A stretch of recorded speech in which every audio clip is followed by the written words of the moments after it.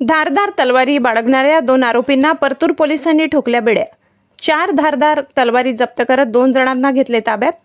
Partur police ठाण्याचे police निरीक्षक सुदाम भागवत यांची व त्यांच्या कर्मचाऱ्यांची कारवाई। जालना जिल्ह्यातील परतूर शहरात अवैधरित्या धारदार तलवारी व शस्त्र बाळगणाऱ्या इसमांची माहिती काढून त्यावर कारवाई करण्याचे आदेश माननीय पोलीस अधीक्षक अजय कुमार बंसल यांनी दिले आहेत। त्यावरून पोलीस निरीक्षक एस.बी. भागवत यांनी पोलीस ठाणे परतूर येथील अधिकारी अंमलदार यांचे अवैधरित्या धारदार तलवारी व शस्त्र बाळगणाऱ्या इसमांवर कारवाई करण्यासाठी पथके नेमलेले होते।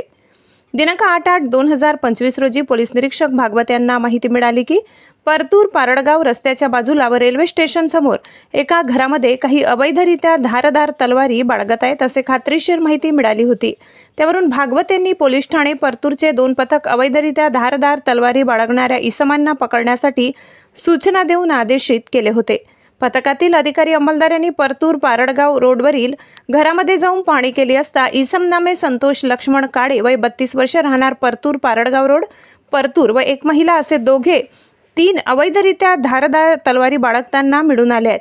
तसेच रेल्वे स्टेशन समोर एका पत्र्याच्या शेडमध्ये इसम नामे गिरधारी दादाराव पवार वय 43 राहणार रेल्वे स्टेशन समोर परतूर हा एक अवैधरित्या धारदार तलवार बाळगताना मिळून आलाय। सदर 3ही आरोपितांविरुद्ध भारतीय हत्यार कायदा कलम 4/25 अन्वये गुन्हा दाखल करण्यात आलाय। सदरची कामगिरी माननीय पोलीस अधीक्षक अजय कुमार बंसल, माननीय अप्पर पोलीस अधीक्षक आयुष नोपाणी, उपविभागीय पोलीस अधिकारी विशाल खांबे यांच्या मार्गदर्शनाखाली पोलीस ठाणे परतूरचे पोलीस निरीक्षक एस.बी.